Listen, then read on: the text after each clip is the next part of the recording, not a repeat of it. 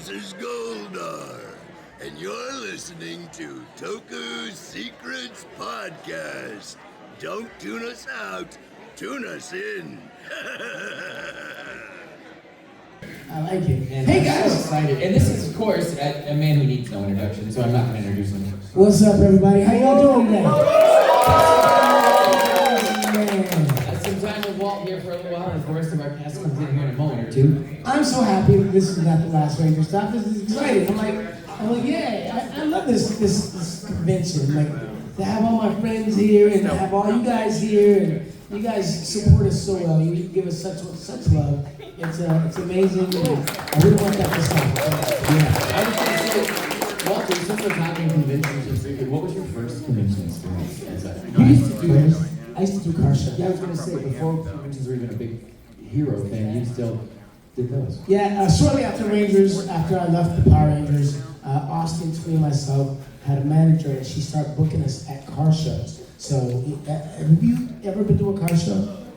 They're huge. I went to one to see you. Oh, you? Yeah. and Tweety, but I missed Tweety, which sucked, because obviously it sucked. But... And we weren't there together, we were individual. Yeah, because that's it, you were, but I had missed her, and I saw you, and let me tell you, at that point, this is like 1995, the show was at its top of fame, and the line was out the door, around the block, twice, and people waited 4 hours in the sun to get in to come and see, which was crazy. Yeah. And we took photos with Polaroid cameras. It was $5 for a photo. It was different. That was like $5 in 1995. And it was crazy. I would sign autographs. There were pre-made autographs. I would sign, or I think they were already pre-signed, and I would initial it or something like that, because it was impossible to write that many autographs for that many people in that much time. And I would get 15-minute breaks. I learned the power of the power nap. So, in a 15-minute break, I would go back into a small room by myself. I would have my own little room, and I would lay on the floor, and I put my legs up on the chair. All the blood would rush from my feet and my legs to my heart and my brain. And 15 minutes later, I get up like, oh, okay, let's go. And I was ready. And I kept that. Somebody told me about that back when I was in those days. I maintained that practice. So anytime you see me at a convention, after the convention's over, know that Walter's gonna go get his power nap. It's gonna take about 45 minutes. What happens is, after about 45 minutes, the blood leaves your legs and your feet, and your legs become uncomfortable. So you wake up. You're like, oh, that feels weird. Either you want to turn over or you wake up, and if I usually wake up and I'm like, all right, now I'm ready. So just so you know, anybody needs some power nap advice, there you go. I love it. It's the secret to good success. So I remember the very first time Power Morphin Power in 2007 was the first Power Rangers-centric convention. Did you guys think that was something like you and Steve? Hey, we got some more folks in the building. He's here. It's packed. Oh my gosh. Let's go, Katherine, Sutherland, the beautiful. So glad you're here. Steve, welcome. Katherine, welcome. We got a little once and always party going here at this point. That's fun. Get ready to go to Miami. I am ready to go to Miami. I'm always Let's go. I'm going to Miami. I hate going to Miami. Yeah, you're down there. Don't need the luggage, but I want to go. And So don't need luggage, I want to go. Yeah, right. Yeah. I'm from Miami. I met you both at the comic shops there. Awesome. Well, welcome to the show, to the party, guys. Yeah, I was about to ask about the hats. Happy birthday! Thank you. Happy birthday to you. What's your name? Happy birthday, dear Zack.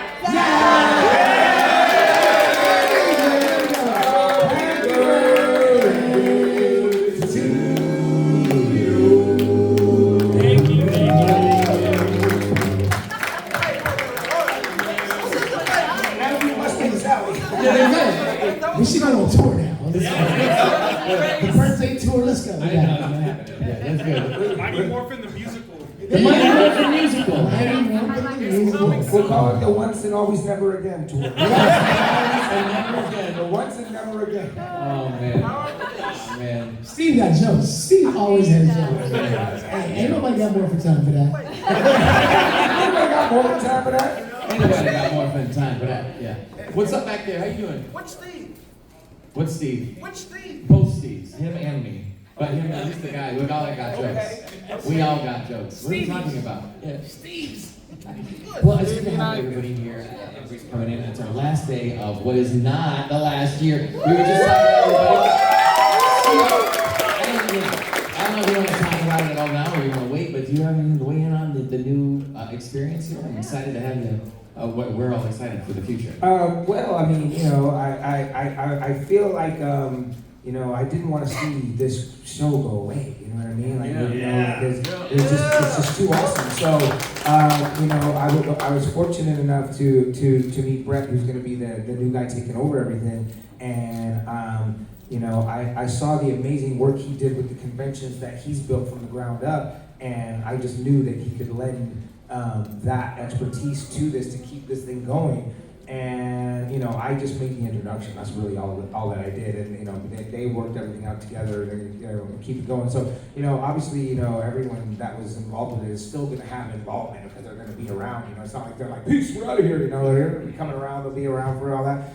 The only thing that I'm probably going to help do is, you know, the Ranger side of it is never going to change. But what we want to do is augment the pop side, and we want to start bringing like a multitude of pop culture guests to come with as well too. So we're gonna get wrestlers, we're gonna get anime people, we're gonna get Star Wars people, we're gonna get, you know, everything. You know, we're gonna get 1, 2, 3 people from every kind of genre there as well. So we can really expand that side.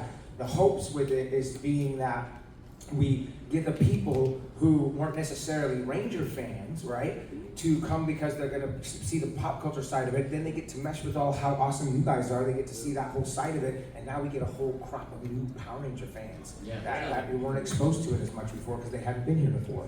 You know what I mean? So that's sort of the concept behind it. And we're just going to basically, you know, take the great thing that we have and we're just going to make another part of it just bigger and more featured as well, so that we can just get more people here and it'll just be more fun, you know? I think they should have a room where they show an episode of every Ranger cast, like in a room where they just got it going, like every one episode of every cast, every show.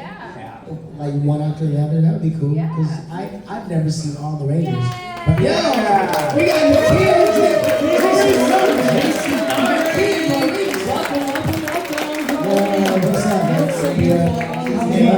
what's up? You remind me of West Side Story. You are beautiful.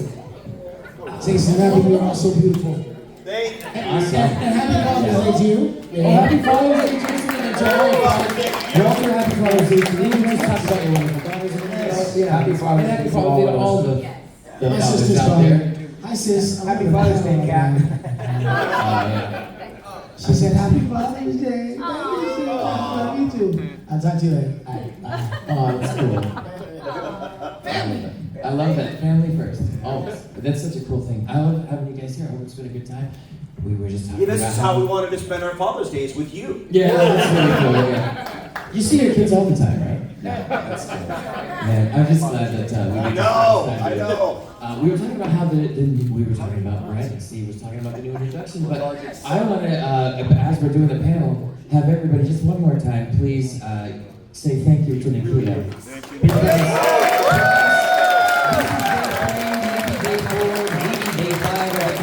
This is her day 790, and it never got a chance to stop. She's done an amazing, she has an amazing 2 new comic book projects coming out, and I couldn't be more proud of you, and to call you a friend and a colleague, and whatever else I can call you. You're just a wonderful person. Well, thank you for the time. Thank you for these times. Don't let Gideon leaving the room. Oh, did I say that out loud? There's a question there in the back, sir. Let's go ahead and start with that. Well, it's not really like a question, but more like sort of thank you to Nakia specifically. I want to say thank you for the weekend passes back in MomoCon. Like, this is my very first time being at a Power Rangers convention, and I've been having like a great time.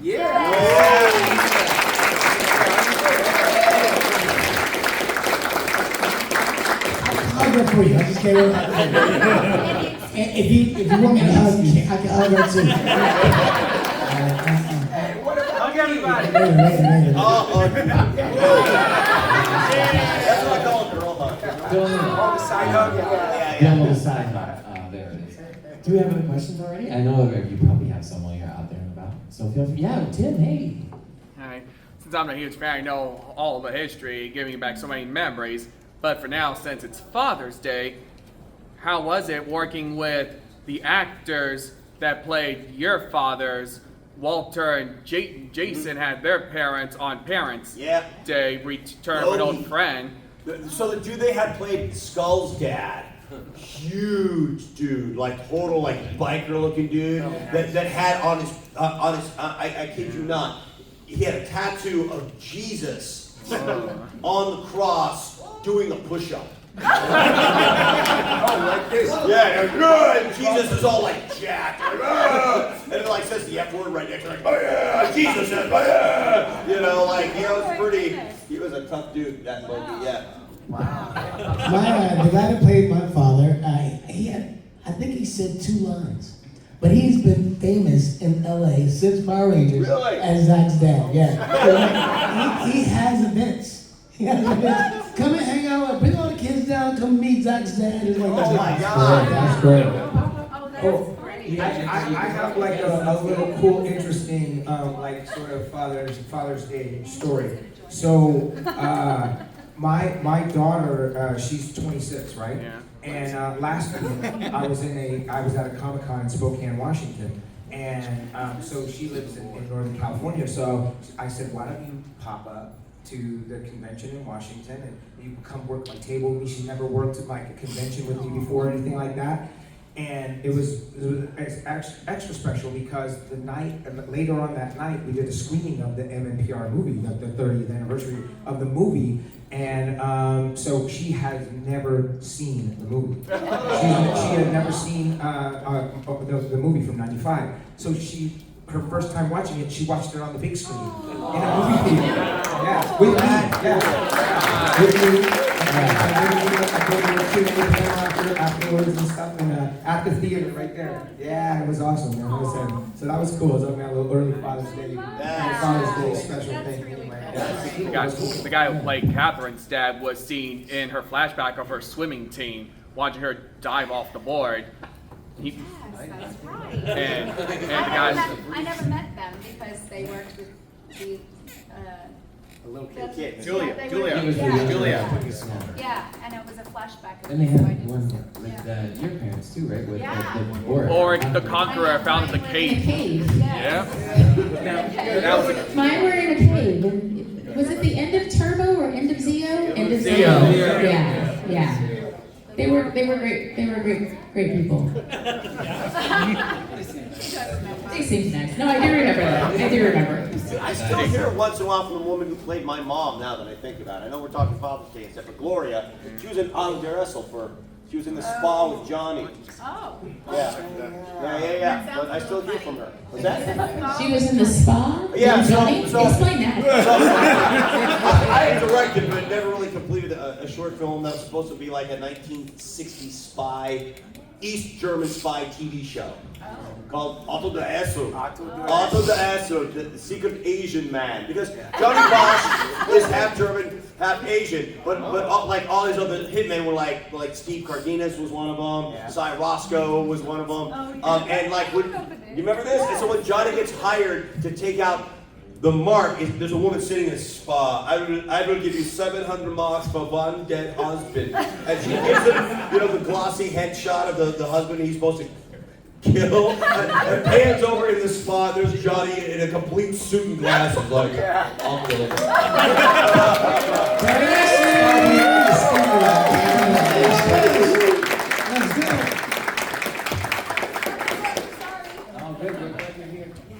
Yeah, Jason, if I can ask, you don't have to answer this. Is that the movie where you guys were like going around LA secretly filming shots and then running when people came to tell you couldn't film them? Oh no, that was Extreme Extreme Heights, and we were running around the streets. That was hilarious. So I did a film with Johnny and Koichi, okay? And we shot it. We were shooting in Vegas, and we had 2 directors on them. Makoto, obviously they're Japanese. Obviously they speak English better than I do, right? But they have thick accents, and so when the cops start coming over, they're like, oh shit, when I'm permit. He's like, and Makoto's like, don't worry, I have this. And the cop's like, y'all can't be out here shooting. Y'all got a permit. And Makoto, playing into his accent, goes, we shoot a movie. The cop's like, no, I see that, sir, I see that. But do you have a permit? And Makoto goes, as though, he speaks as though he speaks no English. He goes, movie. And the cop's like, oh. And meanwhile, we're getting this shot as quickly as we can. And thank you very much, officer. All right, we can go now, guys.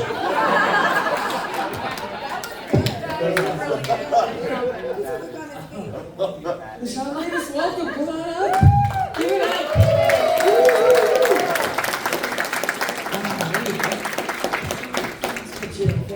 No, of course, it's not welcome. I'm glad you made it. I'm glad everybody was there. Yeah. Trickle in when we can. Trickling in. Yeah, absolutely. Do we have any other audience questions up there? Right up in the front row. So, for the Power Rangers Once and Always, was it like a special, was it like a special or something? A special show, a special episode, or something, a special reunion? It was the 30th year anniversary for Once and Always. Yeah, it was the 30th year anniversary show movie, I guess, and we wondered if there was a possibility they were gonna continue on and do more with it, but because when they spoke to me, they said we're saving the sets, so they're excited about it. But then it looks like they shut down all the production in New Zealand, so it looks like it's not gonna. Like it was a one-time only thing. But I don't know, it gave them ideas. Yeah. So, once and only, exactly. Well, we are trying to shoot it on the streets, so if you can help us But did you enjoy Once and Always? Oh, yes. I loved it. We got emotional too in the ending. Yeah, no, obviously. I will say, it was 28 years between the time I started this, 30 years between the time I started the show and took me 28 years to come back to it. So that was wild for me. And he did the flip. That was him. And I did do the flip. I do it right now. That's right. He had his roller and his massage gun. I did add everything, exactly. No more incidents for the insurance. No more incidents. I will tell you this though. When I left the show, when I left Mighty Morphin, I didn't know I was leaving the show. I thought I'm going to negotiate the contract. I'll be back. We'll do the movie. We'll do a few more episodes, and then we'll probably move on. But that didn't happen. So when we did the movie Once and Always, when it came to the end, they said, "All right, that's a wrap for Walter Jones." I became so emotional because it was the closure I needed. I never had that wrap of this thing that I started and had been around for 30 years, and so I mean, even right now. Wow, that's huge. That's huge.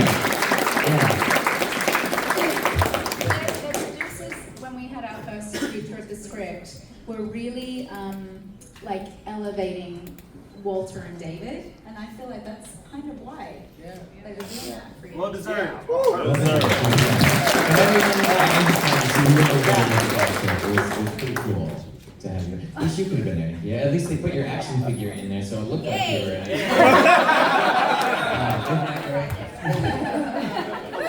Yeah. I want to talk for just a second about the Alien Rangers season, and most of you got some time off during that little hiatus break, aside from, of course, you, Sean, who stepped into the show. How old were you when the show was on?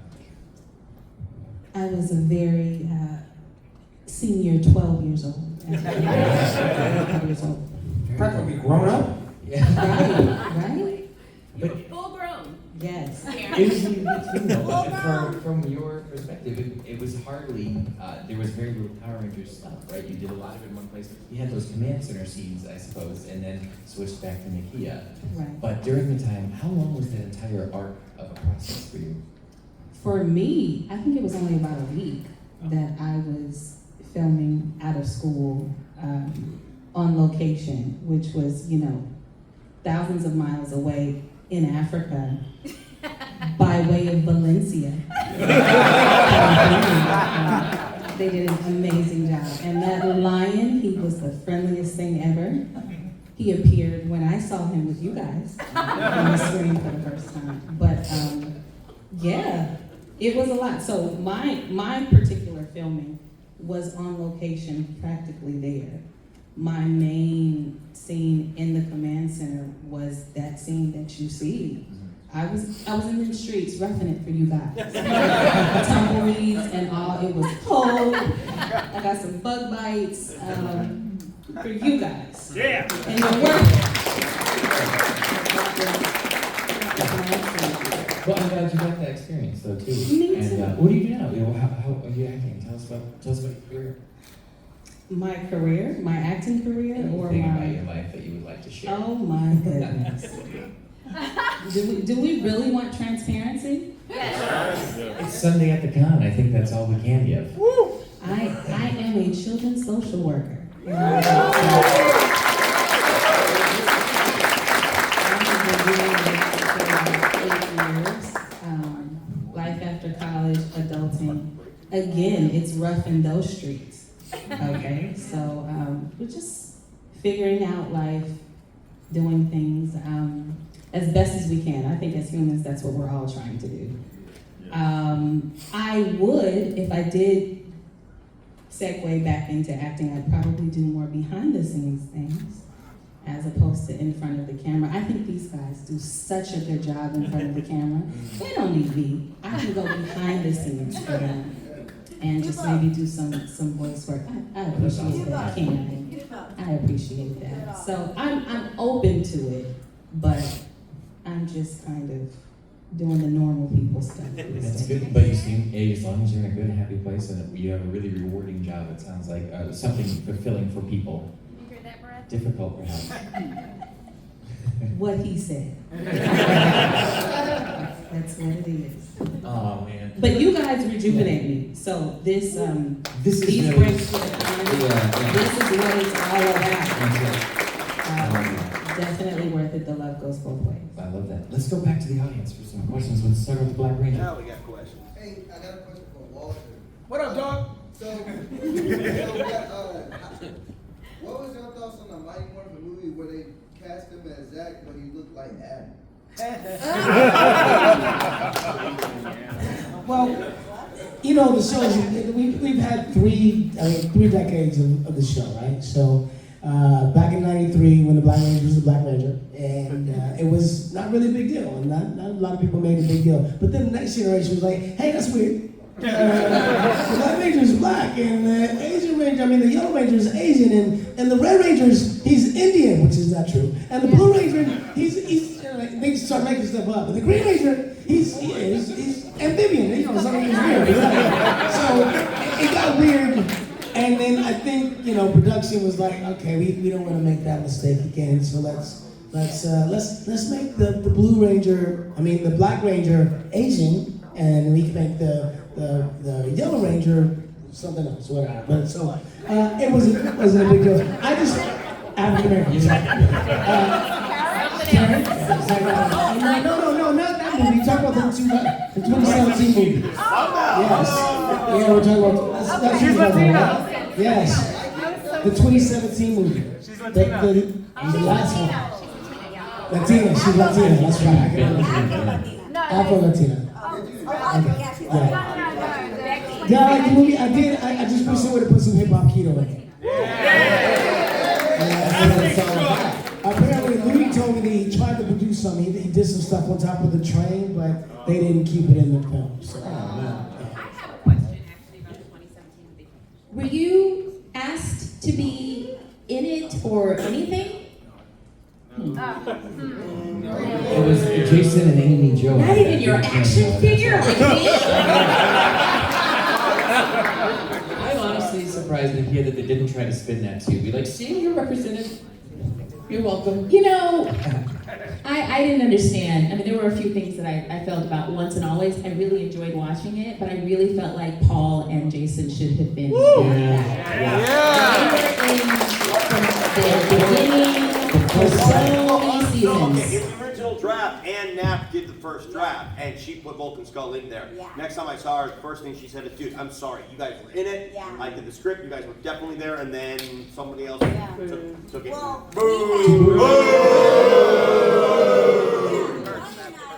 we were almost not in it, and I basically told them no. And then I go, "What is this?" I said, "It's kind of rude that, you're like, we should all have the same thing. And where is Vulcan Skull?" Like, I put it in, I really went off, and it worked out for me and Johnny, but I was trying to, because I just thought, I was like, this is the one time they can get the band back together. Whoever's available, make it happen. But Savannah always, they suck at legacy. That's why people are like, what did you do when Marvel did? Yeah, exactly, because they could give a shit about legacy. Ever.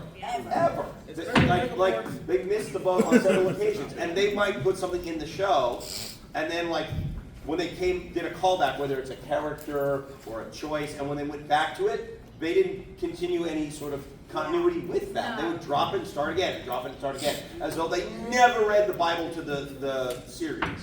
You know? So. I know, I tell people all the time, I'm like, if you guys are looking for nostalgia from them, it's never going to happen unless you demand it. It totally is about the fans. More like other places, like, it's the fans that keep it going. Well, no. In this case, it really is. And I mean, and if you think about it, Trini should have had a love letter.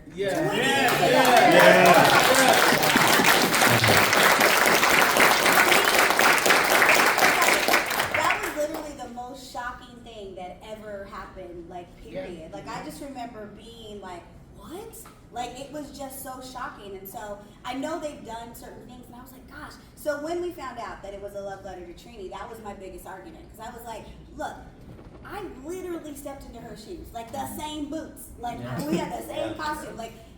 I get it, y'all want us to shoot in LA, but this is wrong. We should be there. I would be honored to be in an episode that's all about her. I just think it's crazy.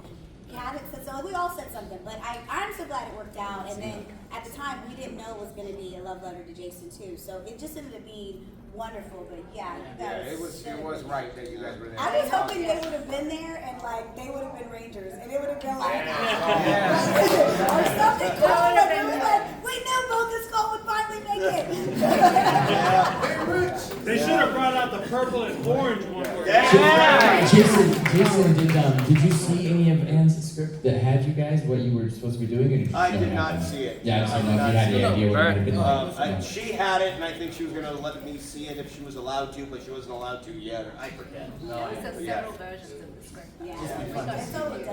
But it was a beautiful story. I truly love the relationship between Walter and Nan. I thought that was so cool. It was just so great, and it really we didn't see the end. We didn't know what they were going to do when we lost Jason, so it was when they set up a private screening at Netflix, and when we saw it, it was just it couldn't have been any more perfect. Just the song, the moment, it was just really cool.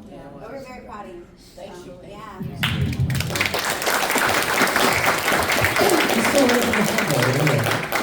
Since we're talking about the fans, everyone knows that the majority of the fan base is grown or getting there.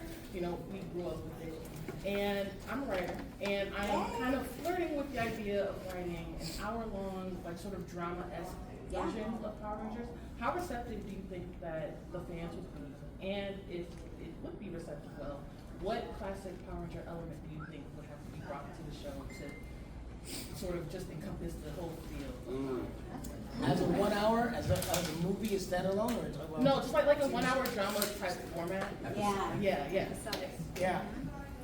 I don't know. I mean, the sky's the limit, right? Because you saw with the comic book, they've made it to where it's edgy, yet it's still kid appropriate. So it's possible. It's all possible. And even when they did the really dark one, where everybody loved it, 1 million people watched it in a day. So I think that there's room for that. And I encourage you, if you do that, but then also flip it and go make something original, because you're a writer, do it. And then call us and hire us. When you call us. You have to have the element of Power Rangers that made Power Rangers what it was. You gotta have a little bit of camp in there. You gotta have a bit of that. You know what I mean? But at the same time, it's okay to be a little edgier too. But you need to have a mix of both. I think maybe that might have been the issue with the 2017 movie. Is the story was about teenagers with attitude, not teenagers with angst. You know what I mean? Like, attitude doesn't mean that you're rebels. It just means that you're different. I mean, I don't know. Walter explains it better than I do. I'd say it was, they were teenagers with attitude, but they were delinquent, which is not the message we want to give other people. Like, it's not find a magic rock and you become a Power Ranger. It's be confident that you are who you are and confident in your ability. That's what gives you the attitude. It's like, oh, you can't tell me nothing because I know what I'm doing. I'm courageous, I'm strong. It was what Billy was in that. Exactly. Yeah, right. he was the most popular character. Right. I just want to say, I think we should stop this juvenile delinquent bashing.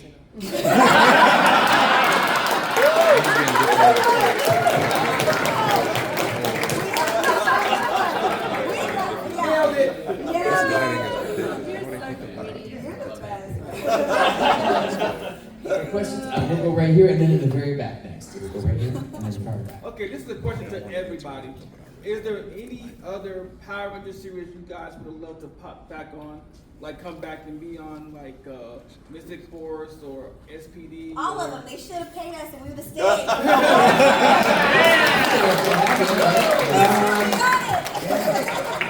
I feel like I would have liked to have been in Super Ninja Steel. Oh wait, I was.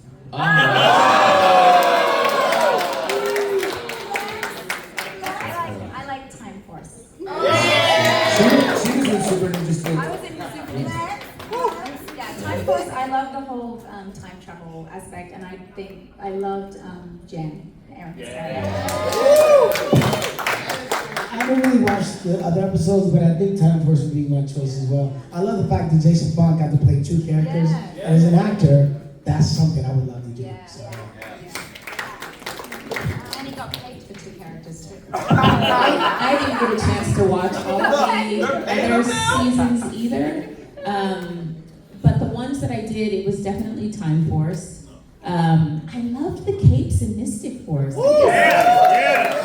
It's so cool. I like No their capes, darling. suits. No capes. It's disrespectful. I think you guys would know. I would have loved to come back in Zeo and do my share of 10 episodes because she got shrunk again. But that's my bias. That's my story. I'm sticking to it. I think it would have been if they turned the Rangers into kids, but then they still had the Ranger powers, so they had to deal with it, but you still got to be there. Next level. How many wanted to see the kids in a suit? Yeah. I thought that was kind of We are troopers got to do that. Of course, the kids didn't wear suits because it was Beetleborg. Well, yeah, but there was one episode of VR Troopers when they returned it. Yeah. Of course, the Beetleborgs. I think. Yeah, let's go very far in the back in the hat. He's had his hand up like very far in the back. Yeah, good thing. So I have three. Let's see. I have to divide them in three. So this one for Walter. Did you both know that you was in Forever Red? Me? Mm-hmm. Yeah. You and Walter. Yeah, I think we did voices for it. I kind of figured because one of them was I know one of them sound familiar, and another thing. Any thoughts on bringing the Order to life? Oh, the Order. Not Tesla. Yes. Next question. Not bad. Let's go right in front of that row in the white. Oh, yeah, they're all kinds of fun. Yeah. I didn't hear what From your different seasons, who was notoriously on set on time? And who was Notoriously on time? No, none of them. And who was notoriously late, like every time? All of them. We were all good. That is not true. We were there at 5:30 every morning. Yeah. Every morning. Everyone handled their business. Yeah. But of course, if you did, it's because what they would do is they would call you. Back then they would page you, then they would call your house, and then they would call, if they didn't get you, they would keep calling every number they had. Literally, they'd call your parents' house, they'd call your former roommates, they'd call your boyfriend, your girlfriend, everybody that's ever known you, so everybody freaking hates you if you're 5 minutes late because they're calling them at 5:30 a.m. They called us in to work the day they had the big earthquake in California. The freeways had fallen and collapsed on top of each other, and they still called us in to go to work. Yep. It was like, they're like, can you come in? It was like 10 o'clock. Are you coming into work? I was like, we had an earthquake. You can't get around. It's crazy. The buildings are not stable, and they made us go down there. It took me like 2 hours to get there. Yeah. And then we stood out in the parking lot because they didn't give us permission to go let us go in the building, and eventually they said, "Oh." Yeah, they said. Dude, I remember Paul and I went up there too, much later in the day, because it must have taken us 3 or 4 hours to get through that. Was it, at that time, was it still in Culver City, or was it? It was in Culver City. It was the month it moved to Valencia. No, it was in Culver City. No. Yeah. No, the Northridge earthquake. Let's see this. I'm saying. Are you sure? Yeah, because we had to go over the 10, which is where the freeways were broken. No, the freeway broke. Oh, no, you're right. Yep. The 14. The freeway dropped. Yes. The police officer drove off the bridge. Yeah, they dedicated that exchange to him when they rebuilt it. I'm like, I'm sure he did not want his name on the thing that killed him. I'm sure I'm just getting older. The whole section of the 118 just dropped. Yeah, just wham. I got robbed at gunpoint. I got robbed again, twice now. No, but I got robbed at gunpoint, and I called the set to let them know, and they're like, "Oh, we're really sorry. So you're coming in? We have like well, but Pat, you were new at that point. Everyone on the set who got robbed at gunpoint called Schreier at some point. Oh, yeah, sweetheart, okay?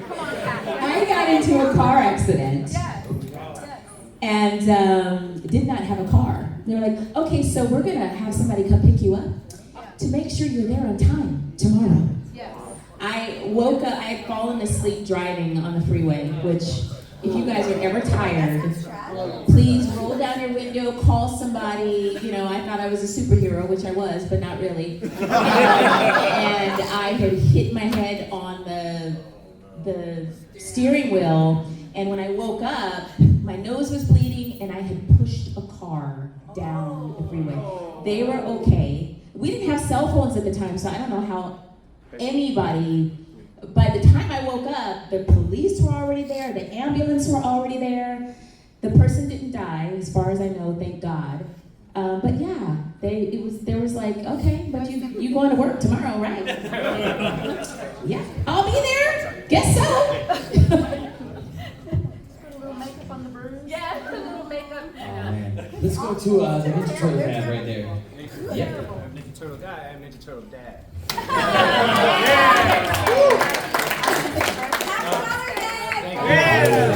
all the fathers. I wanted to say, my name is Marlon. Thank you to everybody up there. Like, you know, I grew up with you.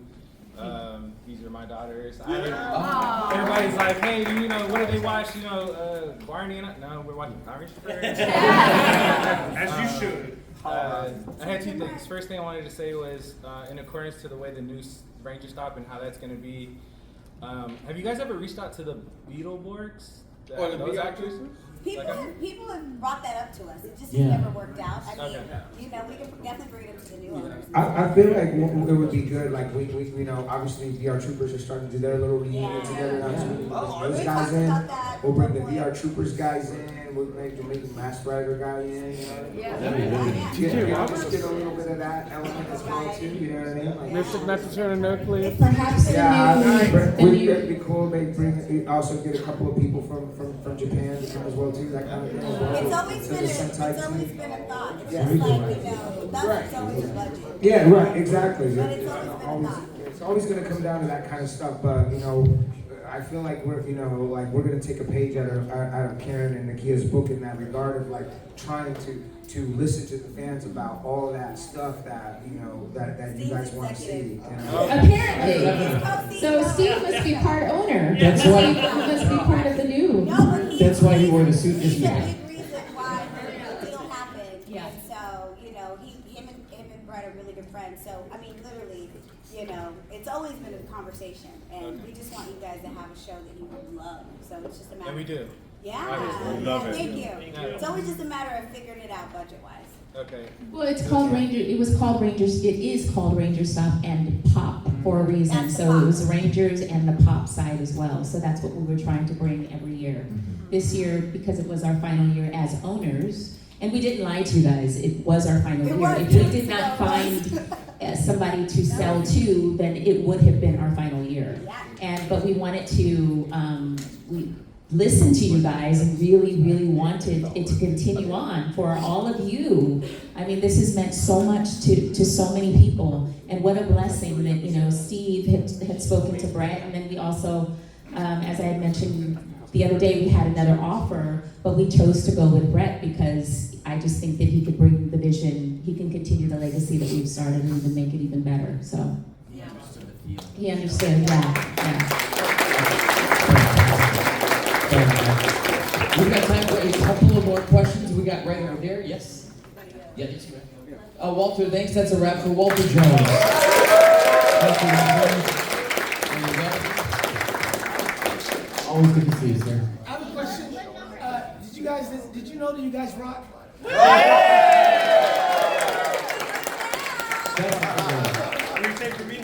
Right behind you and then you. Oh, okay. Yeah, both of you. First. Recently, I had the opportunity to, earlier today, I bought this. I'm very excited to read the stories that you, Nakia, and then Steve have written. And Walter. And Walter's in there too. Oh, he's gone. Are there any other projects that any of the rest of you are working on right now that you feel like strongly about? So I have an audio. I just got done doing an audiobook. Paulie and I did cameos on this audiobook. They got in a full cast of characters for it, and they asked Paulie and I to do one that's kind of about the fan scene. And so Paulie and I just completed that. And then Johnny and I are finishing completion on Spades, which full-length motion picture, which we did about 2 years ago. And we're this close to it being out of post finally. So keep your eyes peeled. Yes. Clap! No.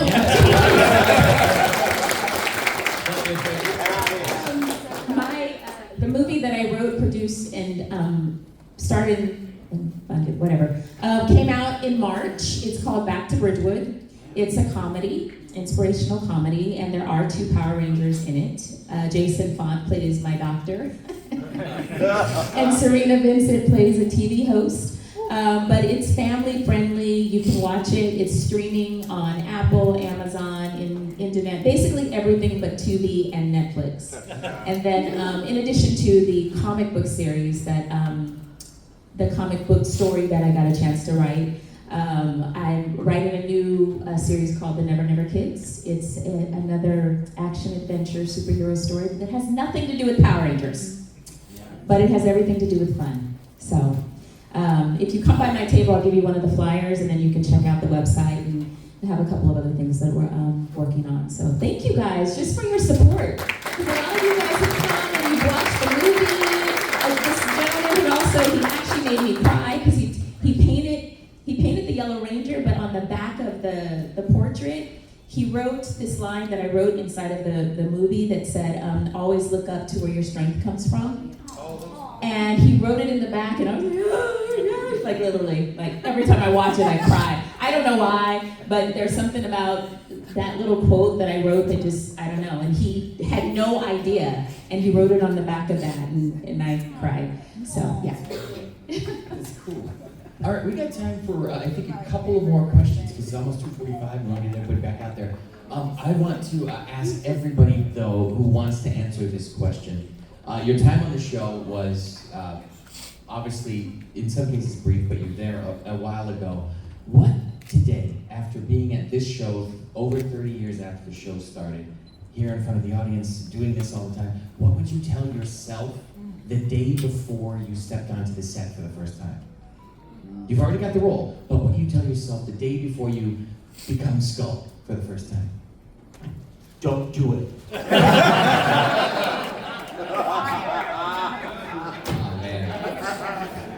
Lower your expectations. That's a sad one. I don't know. I don't know that I would. Oh, thank you. I know I'm so loud. That's not what I meant, Karen. I'm loud. I know I'm loud. I don't know that I would tell myself anything because I felt like Power Rangers is one of those gigs it was the good, the bad, the ugly. And when you have that kind of situation, you learn so much about yourself. You learn so much about the industry. We learned so much about, just everything. Like, we were literally thrown in the deep end of the pool. Like, we had to learn how to swim instantly. So it's one of those things where if you have that kind of experience, you don't want to change it because you became who you are today because of that. Like, literally, my work ethic is based so much on, we worked so hard. And it was like you said, you could have a car wreck and they'd be like, so what time are you going to be here? There was no sympathy, no breaks. It was just work. But at the end of the day, we inherited all of you. Like, we've literally traveled the world and we've seen things and done things. Like, I've done more travel with these guys than I've done with my own family. Like, we've literally been in the coolest places. We got the coolest stories. So I don't know that I'd want to change or tell myself anything, because if I changed it would probably be different. Yeah, it would be different. And I needed all of those lessons. You think about it, we were young. I was 18, graduated high school. I'd only been out of high school 2 months. So I needed as many lessons as I could get, and we got it. Yeah. Right? Well done. Outside of Power Rangers, there would have been a few things I would tell you. But yeah, I wouldn't change a thing that happens. I think just because of a business sense, I would probably, business-wise, thinking back, what I know now, when I was on the show, I would have probably did things a little bit differently with my agents and trying to look for endorsement deals while I'm still on the show. Like, things that would have maybe I wouldn't have become a substitute teacher, but then I needed a substitute teacher because then I wrote Back to Brighthood. It all comes full circle. So what she said was right. Yeah. I would just say not to be complacent, because I think when you're in it, like we're filming so much and you're in it and you're in this kind of bubble, and I feel like sometimes I took it for granted a little bit. So that's one thing I would say. It was feels so like it's always going to be It's there. always going to be there, and then it ended, and I was like, I wasn't a citizen or anything. I was completely dependent on Saban for everything. So I didn't know what I was going to do, like how I'm going to support myself. Do I have to go back to Australia? All of that. Just that I felt like just didn't think it was going to end. I don't know. Yeah. Everything comes to an end. But And it happened so fast. Like, it was like, we were here, we were there. I mean, it was like so fast. That it was like, I wish someone would have told me, stop and smell the roses. Like, really, take it in. Soak it in. And, and I don't know that I did that because we were just so tired and working so hard. You did. Steve lived his best life. You know what? I admire that about you, because that's something you can't teach people, I would say, because my perspective is a little bit different. They were getting out of high school and I was peaking in middle school. So at 12, and it's only that I can reflect on it now, that I would say, get ready. Because if I don't change anything with my life, I still wasn't expecting you guys really to dig me up after 30 years and be like, there's been some level of impact, or quote my lines that even I can't remember, and say how impactful this little fake African scene did something for your life, and it was so meaningful how they thought to bridge a crossover at that time and use that moment, which is so pivotal, and even more pivotal to us now based on what's going on in society and the world, racially and culturally. But back then, 30 years ago, so get ready. Get ready for wherever life takes you. You know, so I would have been more in that moment. But I'm a kid, you know? But hindsight, even we can still do that now. Just get ready to ride the waves of wherever life is trying to take us and be ready to soak up that stuff. Because the legacy for specifically Mighty Morphin Power Rangers is deep. Even I'm up here, but I see what these people have done for me. This legacy, we're nothing without you. And the following for 3 decades, 4 decades is surreal and phenomenal. God bless you guys. Don't stop. Whatever they want to do, keep going. It's a really a blessing to be a part of. That's beautiful. I think that's a pretty good way to end for everybody here today, my friends. Please give it up for the amazing cast of the Mighty Morphin Power Rangers, the Power Rangers Zeo. Now, friends, thank you so much for everything. And I want everybody.